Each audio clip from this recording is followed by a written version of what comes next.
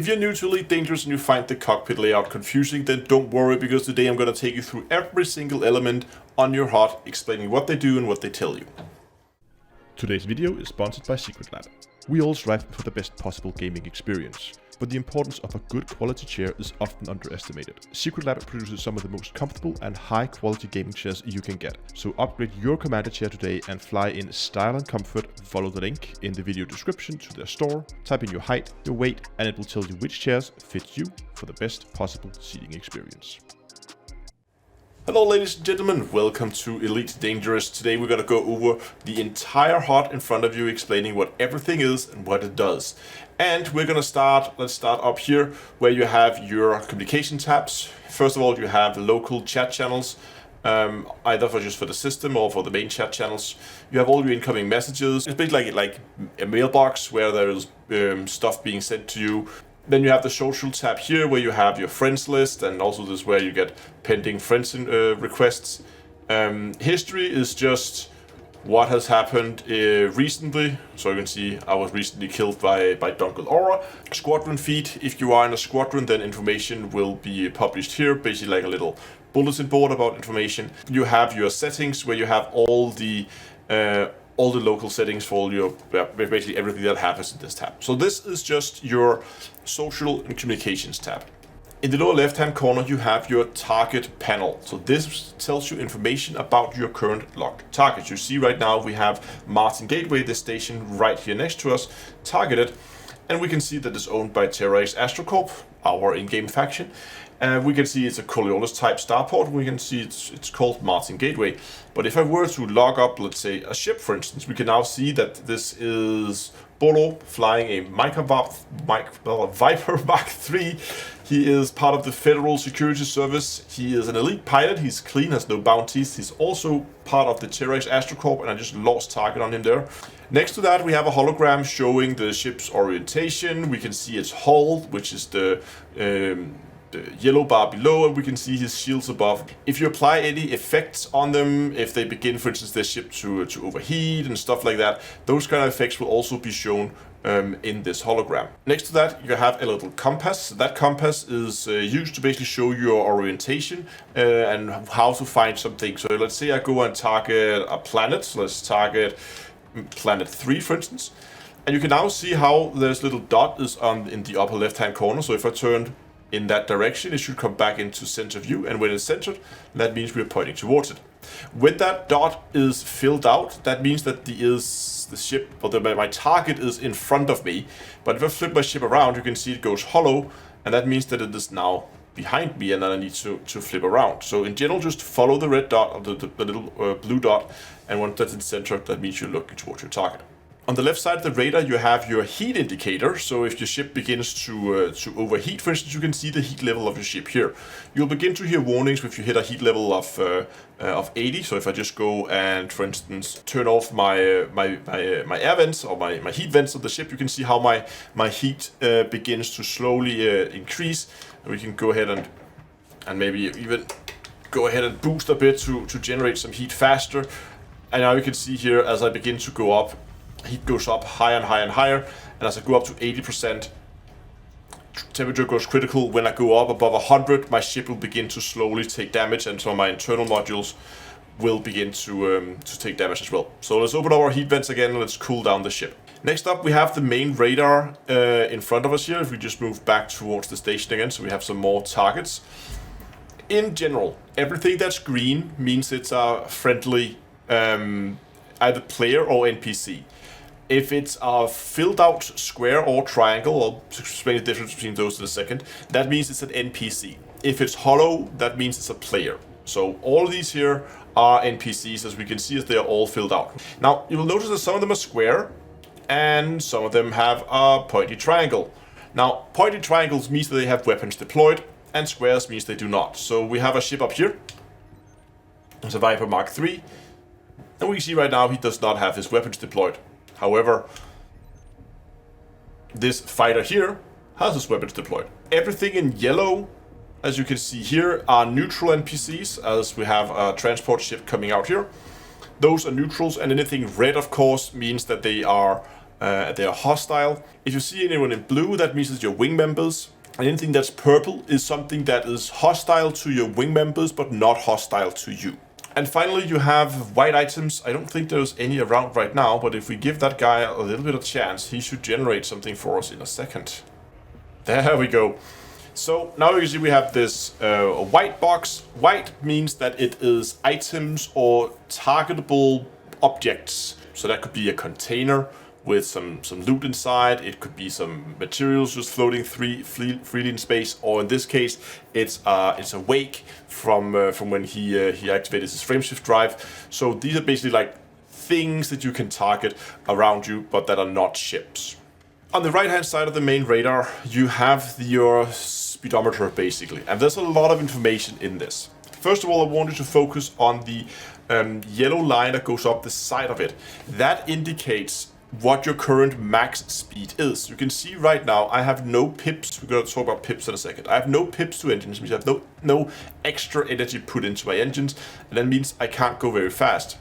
But as I move more pips and more energy into my weapons, see how it goes up, and also see how as I move pips away, that line moves around. So that just indicates your potential maximum speed.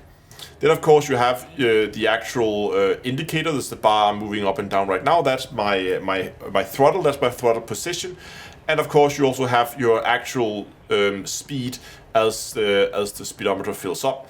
And of course on top you have your speed displayed in meters per second. The blue area here next to your speedometer on the left hand side of the speedometer, that's your some would call it combat speed or your maneuvering speed. That means if your speed is in the blue, here in the center of the blue, that's where you have the most maneuverability over your ship. Of course, you don't have the most speed. You can go quite a bit faster if you want to, but keeping it there in the blue, that's where you will have the best maneuverability out of your ship. That's why people sometimes refer to it as combat speed, because if you want to have like as much maneuverability out of your ship as possible, it's often a good idea to keep your speed in the blue, so you have all the maneuverability you need. If you continue to move right, you have your own ship hologram, of course, showing your own hull and shield. And just as with the target, if any like effects are applied to you, these will also show here, like overheating or stuff like that. And then we actually come to the pips themselves, which are these three bars. These are divided into systems on the left, engines in the center, and weapons on the right. And then at the bottom it says reset, so you can rebalance your pips with two in each. This is basically where you can move power around between your systems. So you can see right now my capacitor for my shields are empty because my shields are recharging, so they emptied my capacitor. If I wanted my shields to recharge faster, I could put more pips into shields, and now you will see that the recharge process should go faster. Putting pips into shields also strengthening your shields, so they are more powerful, they can take more damage. And as we already saw before, putting more pips into engines gives you more speed, and you can go faster while keeping all your maneuverability. Pips into weapons should make sense. As you're firing your weapons, you're going to be draining that weapon capacitor. When that weapon capacitor runs out, well, you can't fire your weapons anymore. Same with you using, if you use mining lasers or pretty much anything you fire off with a trigger will pretty much be draining that capacitor. Also note that the lower your weapon capacitor is, the more heat your weapons are going to generate. So if you have very heat generating weapons like lasers, for instance, well, if your weapon power goes down low, you're going to generate more heat and you have a chance of overheating. So it can be a good idea to try and keep that as topped up as possible for the majority of time. Okay, the final little bar here is actually quite interesting. This shows a lot. You can first see this little spectrogram at the top of it. That is your current heat indicator for basically how hot your ship is right now. You can see right now I get a speeding warning because I am close to the station and I'm flying faster than I'm actually allowed to. Well, that's okay. We're just gonna move outside the station area. But also note here as I begin to move around and my heat begins to go up compared to rest. Notice how that spectrogram becomes more aggressive. That means that, of course, I am heating up more, so we can basically see my heat signature there. And if I turn on silent running and close my heat vents, as I can do right here, you can see that that spectrogram disappears as I'm now gone silent and closed all my heat vents. And that also means that as my ship is heating up here, when I then disable silent running, you can see how aggressive my heat signature was there when I came back, because a lot of heat built up on my ship, and as it cools down, it also quiets down. Underneath that, you have your fuel indicator, if you just get the ship to stop. There we go. You have your fuel indicator. You can see that right now, in our current situation, we are using 1.21 ton of fuel per hour. So just sitting still, you are still burning fuel. You have two bars underneath it. You have a thin bar and a thicker bar below that. The thick bar is your main fuel tank. When that runs out, you're going to be running on your reserve fuel tank, which is the one you see above, which I think holds just 1 ton or something. You really don't want to run on your reserve fuel. You want to make sure if the main fuel tank runs down low, go to a star if you have a fuel scoop, or get to a station and refuel there. And the final thing we need to talk about are the 3 lights below the fuel indicators, which is your mass lock, your landing gear, and your cargo scoop. And they do exactly what you would expect. If I press my cargo scoop, then as you can see here, a light turns on, and that indicates that my cargo scoop is open. When your cargo scoop is open, you cannot boost.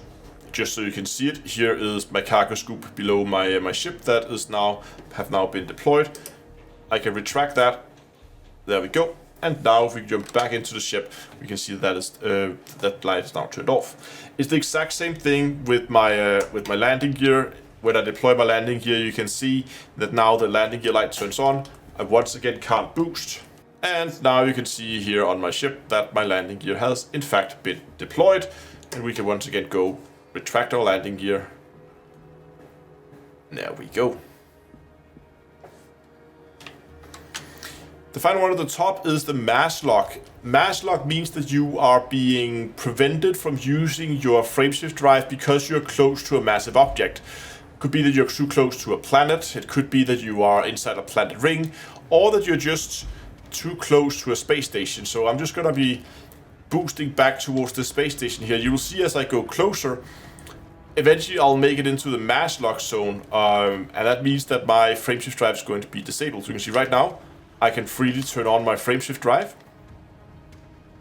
There we go, we got in mass lock range, and now you can see if I try to turn on my frameshift drive, it won't let me because I'm being mass locked by the station. So we have this big massive heavy station next to us that prevents us from using our frameshift drive.